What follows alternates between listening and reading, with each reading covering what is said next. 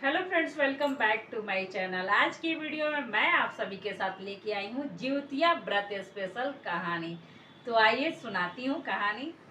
एक गांव में एक पंडित और पंडिताइन रहते थे, जिन्हें 5 बेटियां थी। उनके एक भी बेटे नहीं थे, 5 बेटियां थे। पंडित जी बहुत गरीब थे। वो दिन भर गांव में जाते थे और लोगों से मांगते थे। वो दिन भर मांगते थे, फिर भी उन्हें सवा सेर ही अन्न मिलता था, जिसे वो अपने घर में लाते थे और अपने बेटियों को दे देते थे, जिसे वो रोटी बनाया करती थी। सभी बेटियां भरपेट खा लेती थी और पंडित और पंडिताइन के लिए आधा आधा रोटी छोड़ देती थी। ऐसे करते करते वो रोज जाते थे गांव में और मांगते थे। दिन भर मांगने के बाद फिर भी उन्हें सवा सेर ही मिलता था। एक दिन पंडित जी ने जब अन्न मांग के लेके आए तो वो बोले अपनी पत्नी से कि इसका आधा अन्न अपनी बेटियों को दे देना और आधा अन्न तुम छुपा लेना। जब हमारी बेटियां खाना खा के सो जाएगी तब तुम उससे रोटी बनाना और हम दोनों आज भरपेट खाना खाएंगे। पंडित जी जब पंडिताइन से ये बात बोल रहे थे तो सबसे छोटी वाली बेटी जो है वो सुन ली और अपनी 5 बहनों में जाके ये बात बता दी। पंडिताइन ने ठीक वैसे ही किया जैसा पंडित जी ने बोला। उसने आधा अन्न अपनी बेटियों के बीच दे दिया और आधा अन्न वो छुपा दी।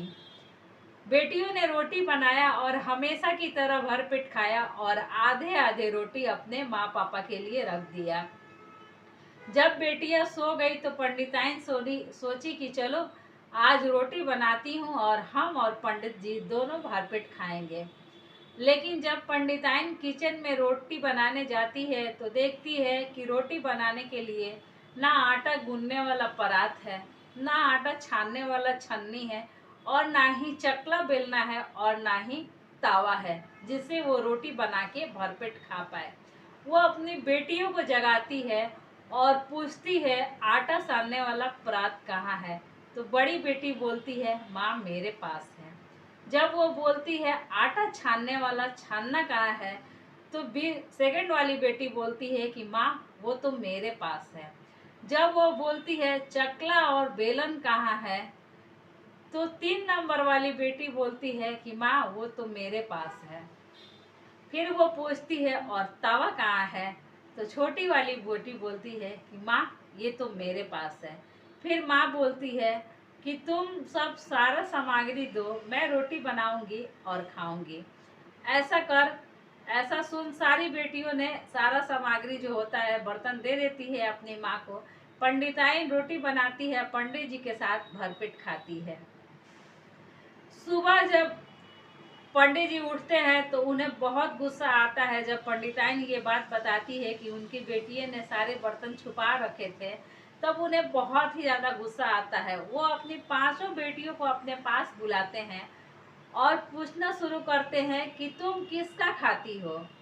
3 बेटियां ने बोलती है, बड़ी वाली, सेकंड वाली और थर्ड वाली, कि बाबूजी मैं तो आपका खाती हूँ।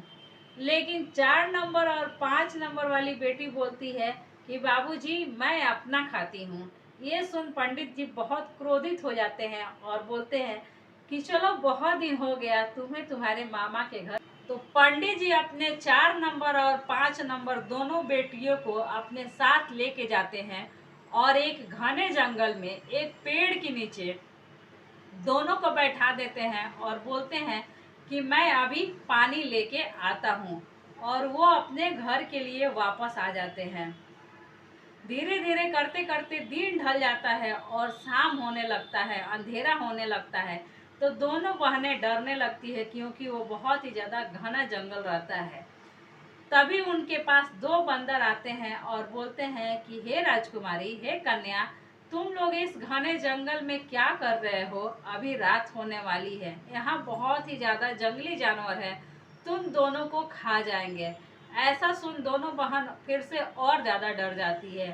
तो बंदर बोलते हैं कि चलो तुम दोनों हमारे गुफा में चलो, वहाँ सुरक्षित रहना, रात कट जाएगी फिर तुम दोनों सुबह अपने घर चले जाना। वो दोनों बहनें बोलती है कि हे बंदर, हमारे बाबूजी हमें यहाँ बैठा के पानी लेने गए हैं, वो आते ही होंगे। तो बंदर बोलते हैं कि नहीं, बहुत ही ज़्यादा लेट हो गई, अब तुम्हारे बाबूजी नहीं आएंगे, तुम दोनों हमारे बात सुनो और गुफा में चलो, नहीं तो तुम्हें कोई जंगली जानवर खा जाएंगे। ये सुन दोनों बहन उस गुफे में बंदरों के साथ चली जाती है। जब गुफे में जाती है तो देखती है कि गुफा चारों तरफ से सोने जवाहरात हीरे से जड़े हुए हैं और काफी ज्यादा हीरे चांदी सोने चारों तरफ पड़े हैं। तो वो दोनों राजकुमारी जो है बंदरों से उसका राज पूछती है।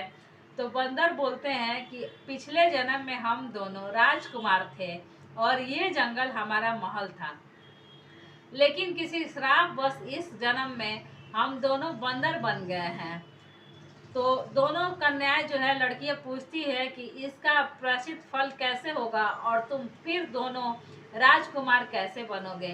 तो बंदरों ने बोलते हैं कि किसी ब्राह्मण ने बोला है कि अगर 12 साल से कम उम्र की लड़कियां जीवितीय त्योहार कर रही हो और वो दोनों तुम दोनों से शादी कर ले तो तुम फिर से राजकुमार हो जाओगे और तुम्हारा ये जंगल फिर से महल में बदल जाएगा। ये सुन दोनों जो कन्याएं होती है वो बंदरों से शादी कर लेती है और शादी होते ही दोनों बंदर राजकुमार बन जाते हैं और जहाँ जंगल थी वहाँ फिर से महल हो जाती है और चारों तरफ सोने जवरात से भर जाते हैं। ये देख अगल बगल के लोग भी काफी खुश हो जाते हैं और वो दोनों कन्या दोनों राजकुमार के साथ बहुत ज्यादा खुश रहने लगती है। 2 साल ऐसे ही करते करते बीत जाता है तो पंडिताइन को अपनी दोनों बेटियों को याद बहुत करने लगती है और वो पंडित जी से बोलती है कि बहुत दिन हो गए हमारी दोनों बेटियों को मामा के घर रहते, अब जाइए और जाके उन्हें ले आइए। ये सोच पंडित जी निकलते हैं कि मैं तो उन दोनों कन्याओं को जंगल में धर आया था, अभी तक तो उन्हें जानवर ने खा लिया होगा, और वो अपनी बेटियों को लेने चल देते हैं। लेकिन जिस जंगल में वो अपनी बेटी को जिस पेड़ के पास बैठाए रहते हैं वहाँ उन्हें कुछ नहीं मिलता है और थोड़ी ही दूर पे उन्हें वो महल दिखता है जो राजकुमार का है। वो पूछताछ के लिए उस महल में जाते हैं। तब तक दोनों बेटियां उनको पहचान लेती है और उन्हें प्रणाम करती है, बाबूजी प्रणाम। वो देखते रह जाते हैं और तंग आ जाते हैं और पूछते हैं कि ये सब क्या है।